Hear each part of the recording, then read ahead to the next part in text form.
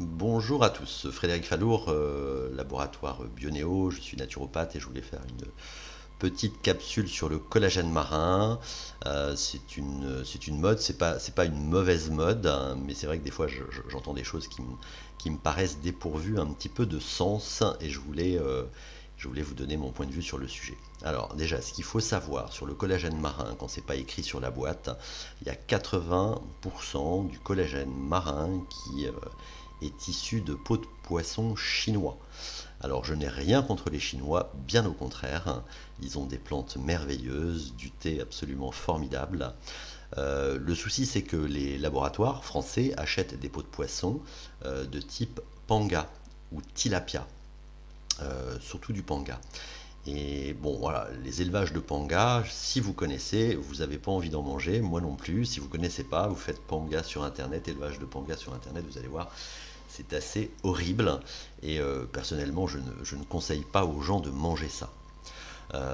Et voilà, alors il y a pas mal de gens qui font comme moi, qui font du collagène marin 100% français, avec des peaux de poisson, bon, moi elles sont issues de la pêche alimentaire, hein, donc ça va être du lieu, ça va être du merlu, enfin des poissons, des peaux de poisson, de ce type de poisson-là, en tout cas, qui est ensuite, donc on extrait de ces peaux de poisson le collagène, hein, qu'on va après hydrolyser, je vous expliquerai un petit peu après et qui est surtout, alors ça dépend des laboratoires français, mais voilà, le mien est sans goût et sans odeur, et je trouve que c'est un peu plus agréable à boire que ceux qui ont des goûts de poisson par exemple. Alors qu'est-ce que le collagène? Le collagène est une protéine qu'on va retrouver au niveau articulaire, au niveau ligament, au niveau tendon, au niveau de la peau, au niveau de la rétine, au niveau des artères.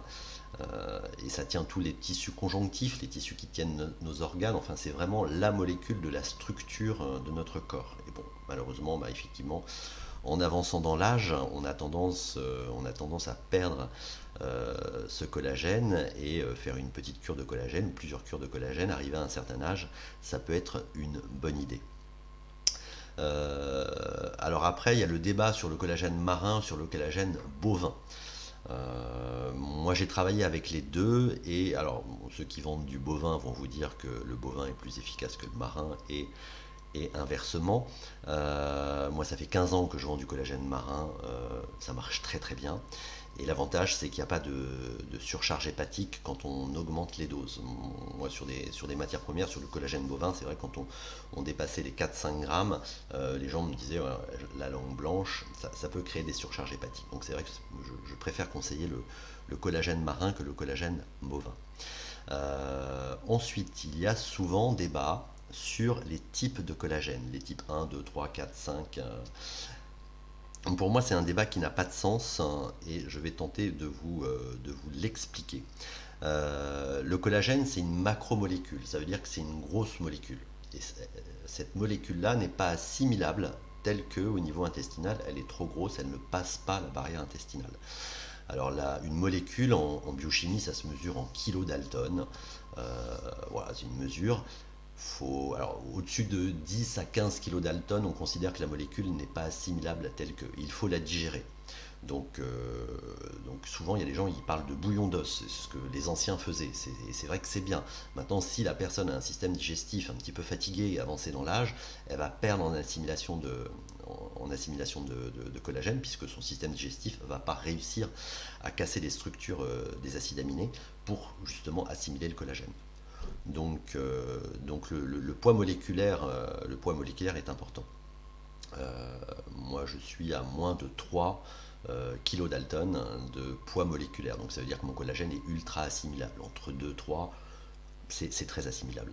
Alors, comment ça se passe? En fin de compte, on récupère les peaux de poisson, on va récupérer donc le collagène de ces peaux de poisson, donc il y a une extraction avec de l'eau, on récupère le collagène, on est à peu près à entre 95 et 100% de protéines de collagène, ça veut dire que ce qui reste, c'est moins de 5% de minéraux.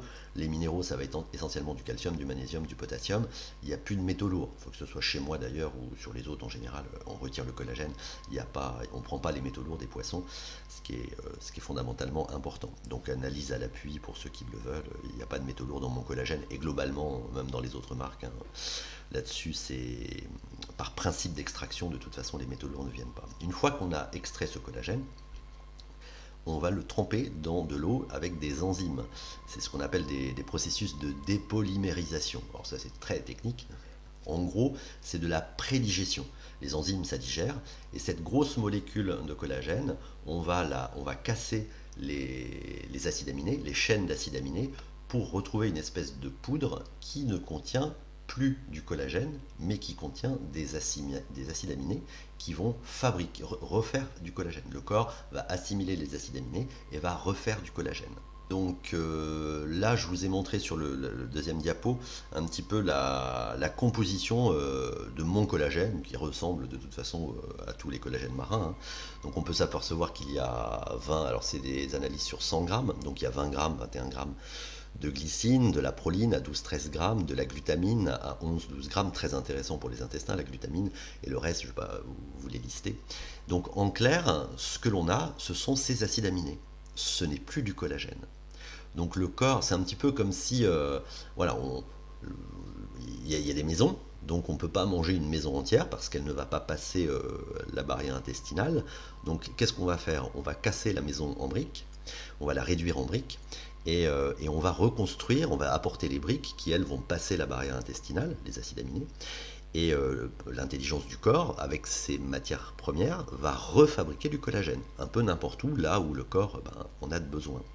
Donc à la base, que ça soit une petite maison, une grosse maison ou une moyenne maison, hein, que ce soit du collagène de type 1, type 2, type 3 ou autre, de toute façon, ce qu'on va faire, c'est qu'on va casser en briques, et après on va apporter au corps, et le corps va reconstruire des petites maisons s'il lui faut des petites maisons, des grosses maisons ou des moyennes maisons, enfin il va reconstruire là où il a besoin, au niveau de la peau, au niveau des os, au niveau des articulations. Donc ces histoires de collagène de type 1, type 2, type 3, pour moi, c'est du marketing, mais ça n'a rien à voir. Si l'élément essentiel quand vous prenez du collagène, c'est de vérifier que ça soit du collagène hydrolysé. Sinon, vous perdez en assimilation et vous perdez en efficacité. Alors ensuite, il y a un débat entre les gélules et la poudre. Moi sur mon site, je vous marquerai le lien dans la description, j'ai de la gélule, j'ai de la poudre. Je ne conseille pas la gélule. Le collagène, c'est des protéines, donc il faut en apporter une certaine quantité. En dessous de 4 grammes, franchement, il n'y a pas trop d'effet ressenti, ça marche pas trop en dessous de 4 grammes.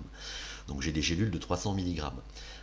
J'ai fait le calcul, pour avaler 4 grammes sous forme de gélules de 300 mg, il faut 13, je sais plus combien de gélules. Moi personnellement, avaler 13 gélules, bon, c'est pas pour moi.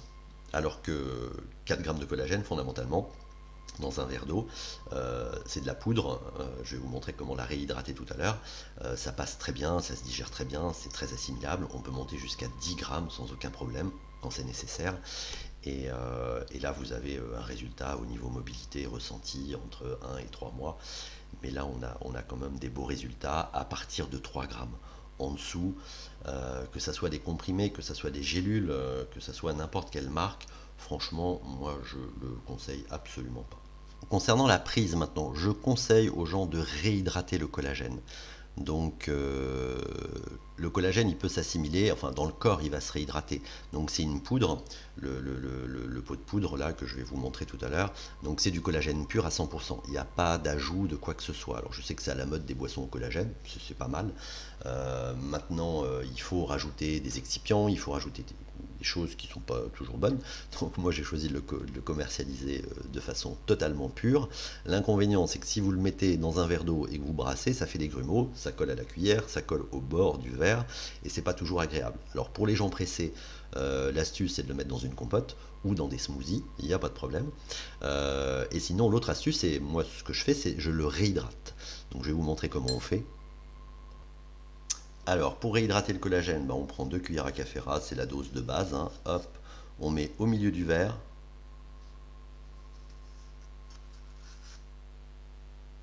Hop. Bon, je ne sais pas si vous voyez bien là qu'il est bien au milieu du verre.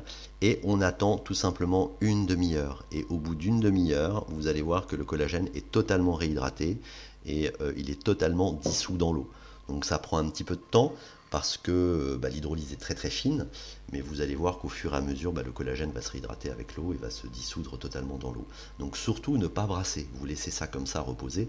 Moi je fais ça en général le soir, j'arrive, je mets mes 2 cuillères, et puis une demi-heure ou des fois 1 heure, 2 heures après, je bois mon collagène parce que vaut mieux le prendre le soir. Le corps se reconstruit pendant les phases de sommeil profond, c'est là qu'il utilise les protéines pour la reconstruction de la structure, donc c'est mieux de le prendre le soir, dans la soirée, plutôt que de le prendre le matin. Alors ça va marcher aussi le matin, mais c'est vrai que c'est mieux de le prendre le soir.